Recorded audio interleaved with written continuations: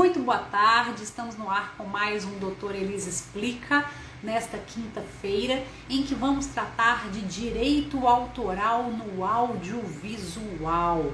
Bom, vocês sabem, eu sou especialista em direito autoral, é uma matéria que eu gosto muito. Tem um livro publicado nessa área, que aliás está com a sua segunda edição no prelo, como a gente diz, né? Ou seja, a segunda edição tá na gráfica. Amanhã a gente vai fazer um anúncio muito legal com relação a essa nova edição, tá? E direito autoral é uma grande paixão. E direito autoral, por si só, é um universo, tá? À parte. E dentro do direito autoral, a gente tem o audiovisual como uma grande área que está em alta, né? Hoje a gente tem o vídeo como uma forma de comunicação com enorme poder e alcance, na medida em que as redes sociais têm essa abrangência. Então as redes sociais, elas têm hoje essa possibilidade de projetar a gente para o mundo, né? E nada melhor do que usar a linguagem do audiovisual para isso. Ou seja, a gente poder falar o que a gente pensa, a gente poder gravar, a gente poder transmitir a informação utilizando a nossa imagem, né? Então nós vamos começar, para a gente entender o que é o direito autoral sobre o audiovisual, a gente vai começar com essa definição do que é o audiovisual, tá? Para fins do direito, o audiovisual é toda gravação que envolva voz, som, áudio e imagem, tá? Então é um gênero de obras artísticas, né? Considerado então chamado de audiovisual, que tem uma regulação pela lei. Nós temos a lei autoral, que é lá da década de 90 e está em vigor até hoje. Então, desde a década de 90 até hoje ela está em vigor, tá? E que ela regula o uso de direitos autorais em todos os tipos de obras, inclusive na obra audiovisual, né? E na obra audiovisual, essa que inclui então, né, áudio e vídeo, como é que funciona o direito autoral? Então a gente tem uma figura super importante no direito autoral, que é o autor, né? Quem é o autor? É o criador, pessoa física, tá? Que especificamente desenvolveu aquela obra. No audiovisual, a gente tem uma particularidade. Nós temos uma obra em coautoria necessária, é assim que a gente chama. O que é essa coautoria necessária? Eu tenho 3 autores produzindo sempre qualquer obra audiovisual. Quem são eles perante a lei, tá? O primeiro é o autor do argumento. Então vejam, quem é o autor do argumento? É quem inventou a história que está sendo pensada ali. E aí tem que tomar um cuidado, porque quando eu falo autor do argumento, eu estou falando do argumento mesmo, eu não estou falando do roteiro, tá? O roteiro é o texto escrito e o argumento é a ideia. Então o autor da ideia, antes mesmo dela virar um texto escrito, né, com falas determinadas, etc., o autor da ideia ou do argumento, ele é considerado coautor da obra audiovisual como um todo. E se vocês forem pensar, faz sentido, porque se eu não tivesse aquele autor, né, aí aquele argumento, eu não teria a obra, certo? Então, ele é considerado um coautor. O outro coautor, tá, é o autor da trilha sonora, tá? E aí vocês vão falar, ué, mas da trilha sonora e ele vai ser dono do audiovisual todo? Sim, por quê? Porque isso está no conceito de audiovisual, não é assim? Se é audiovisual, quem é responsável pelo áudio é muito importante, concordo, né? Então o autor da trilha sonora, seja ela uma trilha produzida especificamente para o audiovisual, ou uma trilha que é pronta, tá? Músicas comerciais que são prontas e que são licenciadas para o audiovisual, independentemente da modalidade, esse autor da trilha sonora, ele é autor do audiovisual como um todo, tá? E aí já tá uma coisa que pouca gente sabe. E o terceiro coautor dessa obra, eu falei que são 3, né? É o diretor. Por que é o diretor? Porque o diretor vai pegar áudio, vai pegar argumento, ideia e uma trilha sonora e transformar essa ideia e uma trilha sonora numa gravação visual. Não é assim? Então, esse diretor é o terceiro coautor da obra. Por que é importante determinar isso, tá? Vamos pensar aqui junto. Eu preciso saber quem são os coautores da obra, porque, primeiro, esses 3 coautores, eles vão precisar licenciar, ceder, tá? Melhor até do que licenciar, ceder os direitos para o produtor da obra, né? A produtora executiva, a produtora da obra, a quem vai estar ali investindo dinheiro e transformando essa obra audiovisual num produto que vai ser exibido, né? Quer seja numa sala de cinema, quer seja numa plataforma digital de vídeo, né? Quer seja, enfim, num festival, ou que vai representar e distribuir comercialmente essa obra. Então vai ter que ser feito um contrato em que esses 3 coautores, volto a repetir, diretor, autor do argumento e autor da trilha sonora, vão ceder os direitos deles, direitos autorais, para o produtor da obra ou a produtora, né? Costuma ser uma empresa, mas pode ser um produtor, pessoa física independente também, não tem problema, né? Podem ser 2 ou mais produtoras, né? Não tem problema. Então vai ter que ser cedido todos os direitos autorais dessas 3 participações para que a produtora ou o produtor independente se torne o titular dos direitos autorais sobre o audiovisual e possa comercializar a obra. Ok? Então, gente, isso tem que ser feito tudo contratualmente, tá? Tem que assinar contratos que delimitam quem são essas pessoas e que promovem essa cessão de direitos para o produtor geral da obra, né? Responsável economicamente pela obra, tá? Então tem que haver um acordo entre esses 3.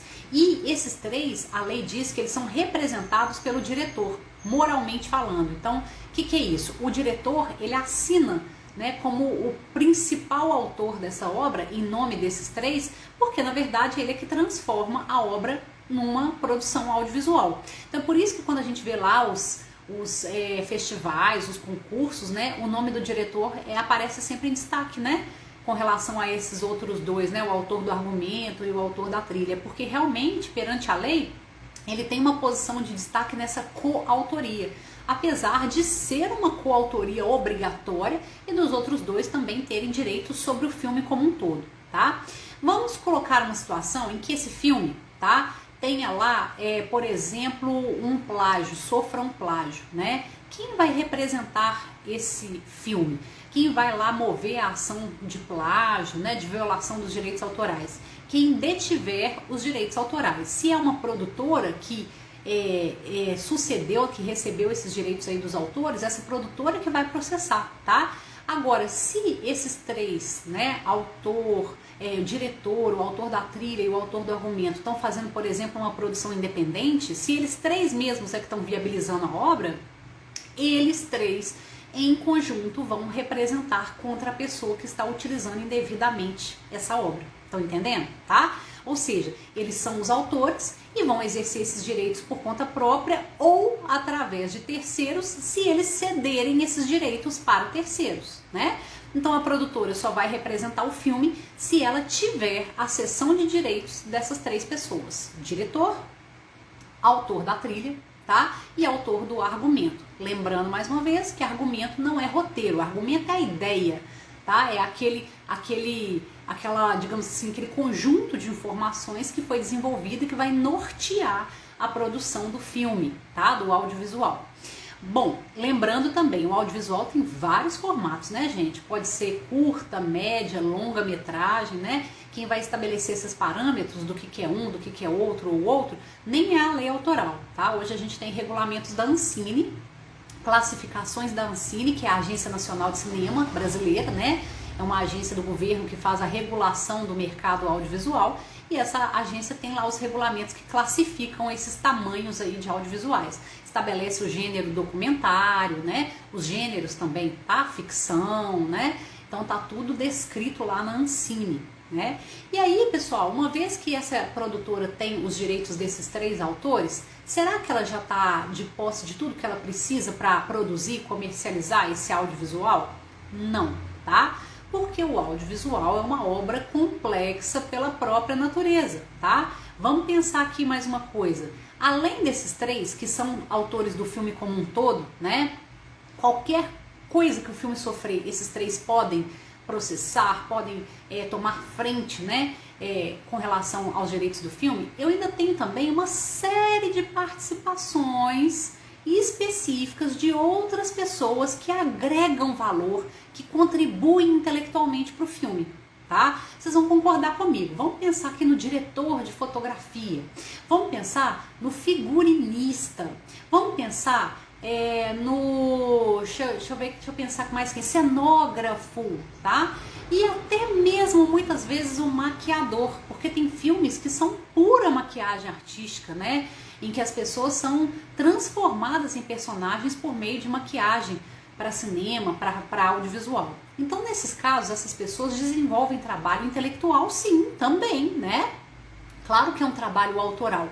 Só que neste caso, elas têm direito autoral apenas sobre a participação delas no filme e não sobre o filme como um todo, tá? Então elas não podem reclamar direitos sobre o filme, elas vão reclamar direitos com relação àquilo especificamente que elas fizeram, tá? Significa dizer que aquela produtora lá, né, que vai deter os direitos sobre o filme, aquela empresa que está realmente produzindo filme, investindo dinheiro e que depois vai explorar esse filme no mercado, ela vai precisar não apenas de um contrato principal, né, que vai se dar lá com o diretor, com o autor do roteiro, o autor do argumento, o autor da trilha. Ele vai precisar também, essa produtora vai precisar também de contratos específicos de prestação de serviços, concessão de direitos autorais específicos com cada um desses profissionais que agregou valor artístico, autoral ao filme. Então vai precisar fazer um contrato com o diretor de fotografia em que ele faz a direção de fotografia e cede os direitos autorais sobre a direção de fotografia para o filme, tá? Vai precisar de um contrato com o cenógrafo, cedendo direitos sobre a cenografia, um com o figurinista, cedendo direitos sobre o figurino e daí por diante, tá? Se o maquiador exerce uma atividade autoral também, tá?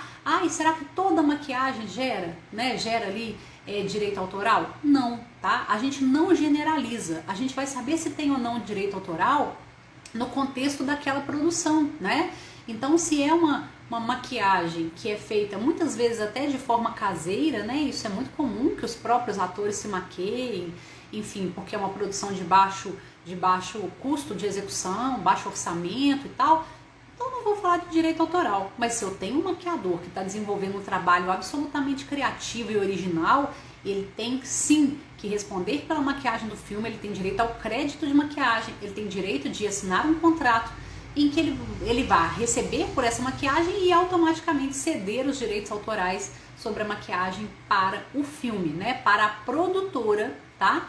E aí eu não vou nem usar a expressão produtora executiva, porque hoje no audiovisual existe uma figura da produção executiva que é geralmente a pessoa que faz a administração ali dos direitos do filme, não é o dono do filme, né? Eu vou chamar de produtora do filme, ou produtor do filme, produtor geral, né, do filme, que aí sim é a empresa que está ali investindo, né, dinheiro para se tornar o titular do filme, que está efetivamente fazendo o filme acontecer, tá? Então a gente tem produtoras que vão desde os estúdios de Hollywood, né? Então estamos falando de grandes, enormes, gigantes empresas, até produtoras pequeninas de audiovisual que são contratadas para poder fazer a produção de determinados filmes ou que fazem por conta própria, né, de modo independente essas produções e colocam esses filmes no mercado, né? E aí você tem startups que trabalham nesse sistema de produtoras e que também se dão muito bem no mercado, né? É um mercado hoje cada vez mais democrático, que cabe cada vez mais gente em novos formatos de parceria, principalmente porque os meios de transmissão do audiovisual se popularizaram. Antigamente, gente, a gente só tinha salas de cinema e no máximo os DVDs, né? Ou CDs que ficavam ali à disposição nas locadoras para as pessoas terem acesso ao audiovisual, né? Hoje não, hoje você tem a internet, né, com uma transmissão digital por meio de plataformas próprias de audiovisual, na verdade você pode fazer transmissão por diferentes tipos de links e de plataformas, né? Você pode ter uma plataforma própria ou pode usar uma grande plataforma de audiovisual. E aí você faz esse filme chegar, esse audiovisual chegar em todo mundo, no mundo todo, né, de uma maneira quase que imediata, tá? Então, assim, à medida que os meios de transmissão se popularizaram, se popularizou também o processo do fazer o audiovisual, tá? Agora, é importante saber que o fato do audiovisual ter se popularizado no sentido do fazer não prescinde da assinatura dos contratos, é preciso que haja assinatura de todos esses contratos, independentemente de ser uma grande produção ou de ser uma produção pequenininha, tá? Por que pequenininha? Que eu digo no sentido de orçamento, tá? E digamos assim, de meios e infraestrutura profissional. Por que eu tô dizendo isso? Porque hoje a gente tem premiações, festivais, tá? Que exigem que haja toda essa parte jurídica registrada para que o filme possa concorrer. E a gente tem premiações de baixo orçamento, tá? E que você pode fazer, às vezes, utilizando o smartphone. Há pouco tempo eu acompanhei uma premiação do BDMG, o Banco de Desenvolvimento de Minas Gerais, né? Que premiou curta-metragens, tá? Curtas, vídeos bem curtinhos, produzidos de forma independente por meio de smartphones e que tivessem como temática a questão da pandemia. E surgiram produções maravilhosas, tá? De baixíssimo orçamento, que foram premiadas, foram reconhecidas, ganharam premiação em dinheiro e estão sendo exibidas através de mostra. Então, assim, é um mercado cada vez mais democrático, mas ele não prescinde, né? Não pode abrir mão das autorizações, dos contratos, né, de realmente pedir autorização para quem é autor de cada partezinha do audiovisual, né, e documentar isso, ok, gente? A Ancine, que eu mencionei aqui antes, né, a Agência Nacional de Cinema do Brasil, ela cataloga a produção audiovisual brasileira, tá? Ou seja, ela é um órgão para o qual você envia a sua produção audiovisual e todos os dados, ela pede os contratos e uma vez que você envia todos os dados, informações, a cópia da sua obra e os contratos, ela emite para você o chamado CPB, que é o Certificado de Produto Brasileiro. É uma espécie de selo de qualidade, né, atestando que aquela é uma produção registrada na Ancine, uma produção brasileira, uma produção que cumpre com todos os requisitos para ser considerado um audiovisual e que te dá uma importante garantia de direito autoral. Ao emitir o CPB, a Ancine está fazendo o registro do seu filme e considerando ali quem está em cada papel, porque você manda a ficha de créditos do filme. Então você está dando os créditos de todo mundo, de quem fez cada coisa, de quem tem cada direito.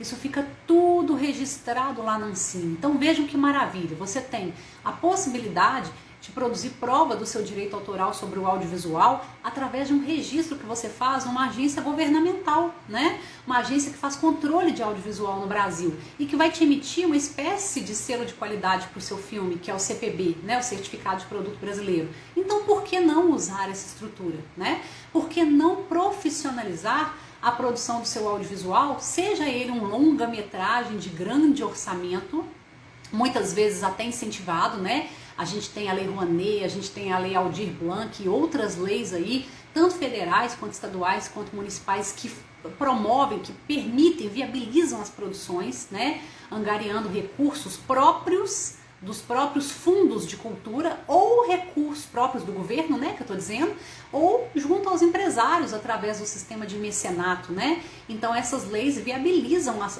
financeiramente as produções de todos os portes. Então, desde uma grande produção até uma pequeniníssima produção como essa que eu acabei de mencionar para vocês, que é uma produção audiovisual em smartphone de curta-metragem, de baixo orçamento, muitas vezes feito pelo próprio cineasta, somente ele, e que pode inclusive chegar a concorrer num concurso, num festival, né, e ser premiado, como eu dei o exemplo do que ocorreu aqui em Belo Horizonte, né? Então, assim, vale muito a pena adotar essa estrutura responsável, profissional, de gestão de contratos, de contratações das pessoas, de cessão dos direitos autorais de cada pessoa que contribuiu para aquele filme, tá? E dando os devidos créditos lá na ficha de créditos do filme, de maneira que você tenha um produto, tá, vendável, né? Um produto regular, inscrito lá junto à Ancine, protegido por direitos autorais, porque está devidamente registrado por um órgão público que estabeleceu um certificado com data. Nós já falamos em outras lives que para o direito autoral a data é muitíssimo importante, tá, gente? É muitíssimo importante quando o filme quando aquele produto, aquela obra foi registrado, porque considera-se autor aquele que anteriormente né, se identifica como tal. Então todo uso posterior àquela data é considerado cópia, e todo uso anterior aí que pode reivindicar uma autoria, né? Então o importante é criar a obra e produzir essa data, essa prova de data o mais rápido possível, tá? Para você se certificar. Gente, eu tô vendo muita gente querida aqui dentro, né? Tô vendo Martins Cardoso, André, Leonardo, que estão sempre me prestigiando. Fernanda, uma grande amiga, uma super advogada, né? Tô vendo aqui alunos, ex-alunos, a Ágata. Que bom, pessoal, que bom ter vocês aqui, né? Esse é um momento que a gente pode compartilhar um pouquinho do que acontece nesses bastidores aí do cenário artístico, cultural, de empreendedorismo, no mundo dos negócios, né? Esse mundo aí que antes ficava ali restrito a grandes empresas, que hoje não, hoje está acessível aí para nós todos, no empreendedorismo de startup, nas parcerias que a gente pode fazer até paralelamente à nossa profissão, né? Hoje não existe mais a pessoa que é um profissional daquela área e vai ficar preso e restrito àquela área porque formou para aquilo e vai morrer fazendo aquilo. A gente pode fazer muitas coisas ao mesmo tempo, a gente pode ter várias frentes de trabalho que vão se somar, e a gente precisa ter esses conhecimentos mínimos de cada frente de trabalho, né? Nós vivemos um momento de empreendedorismo no Brasil, de economia criativa. Eu vou começar a colocar um pouco mais esse termo nas minhas lives, porque eu acho que é uma expressão que precisa se popularizar um pouco mais, sabe? A economia criativa é esse novo momento que a gente está vivendo, em que as relações de trabalho, as relações de negócios, as relações econômicas, né, as relações sociais giram em torno do digital, giram em torno do intelectual, giram em torno da agregação de valor, né, às atividades, aos contextos, às parcerias, às relações. Então, cada vez mais a gente sai daquele sistema mercantil, fabril, né, em que a gente tratava de produtos, bens físicos, relações muito formais e técnicas e burocráticas fechadas, e a gente parte para um contexto de economia criativa, de relações abertas, de parcerias, né, de polos inovadores, né, de produtos e bens agregados e de natureza intelectual. Então a gente está vendo isso aí com os aplicativos na internet que resolvem a nossa vida por meio de iniciativas variadas, negócios, né, plataformas, frentes de trabalho novas, né? A gente está vendo a pandemia nos trazer isso com uma força enorme, quase que nos obrigar a isso, já que nós estamos restritos aos nossos lares, né, nesse momento. Então as nossas relações estão se tornando virtuais, os nossos negócios estão se tornando virtuais, e as tecnologias, né, de ajuda com relação às nossas questões do dia a dia também são cada vez mais intelectuais, virtuais. E é isso, e a gente vai acompanhando e trazendo tudo isso para vocês cada quinta-feira, com um temazinho novo, um tema diferente, debatendo alguma coisa, né, diferente. Então esse mercado do audiovisual é hoje um mercado acessível para todo mundo. Se você tem um smartphone e tem ali um editor de vídeo no seu smartphone, você já pode produzir audiovisual, né? Um editorzinho de vídeo, um aplicativo que você baixa lá na sua loja de aplicativos. Então você pode começar desde essas produções caseiras até as grandes produções, com toda a técnica, né, que o audiovisual também tem, tá? Com essa minha fala, eu não tô querendo de maneira nenhuma desmerecer aí toda a técnica e a arte que o audiovisual contém, até porque eu sou professora da UNA, né, da Faculdade UNA aqui de Belo Horizonte. Desculpa mencionar o nome, mas é porque ela tem um curso de referência em cinema. Então eu sou professora do curso de cinema, e o curso de cinema é fantástico, né? Forma gerações e gerações aí de cineastas e profissionais do audiovisual e do cinema, tá? Então é um mercado super relevante, que tem toda uma técnica, tem todo um contexto criativo, tem uma história, né, que não pode se perder. O que eu estou dizendo é que a gente está popularizando o acesso à produção audiovisual, mas nem por isso a gente pode perder em conhecimento para a gestão dessa área, né? E de contratos e de negociações. A gente não pode perder essa natureza de negócio, né, que o audiovisual também contém, tá, pessoal? Bom, é isso, eu queria agradecer muito pelas presenças aqui maravilhosas de vocês hoje, de poder rever rapidinho aqui tanta gente querida, né? Convidar vocês a se inscreverem lá no meu canal, né? Um canal lá no YouTube, vocês sabem disso. O objetivo lá é contribuir com informações jurídicas de diferentes naturezas para uma formação cidadã. É nisso que eu acredito, que a gente precisa saber dos nossos direitos para exercer, né? Então entrem lá, se inscrevam lá, né? É facinho, é só entrar no YouTube e jogar lá Elis ADV, tudo junto. Se inscrevam, porque às vezes as pessoas entram, assistem vídeos, mas não se inscrevem e a gente não fica sabendo que houve esse acesso, né? Então a inscrição ela ajuda, o YouTube ele vai disponibilizando mais ferramentas para a gente à medida em que a gente aumenta o número de inscritos lá. Então é por isso que a gente fica insistindo para vocês se inscreverem, né? E acompanhe aqui também no Instagram, né? Tô sempre aqui com vocês. Toda quinta-feira a gente tem Doutora Elis Explica e tem outros quadros aí, tá? E amanhã eu vou trazer aí uma super novidade sobre a minha obra, o curso de Direito Autoral, que tá chegando aí na segunda edição, uma edição totalmente renovada, com muitas surpresas para vocês, tá bem? Isso é só um spoilerzinho. Nos vemos amanhã nessa postagem que eu vou fazer aí em todas as minhas redes sociais, viu?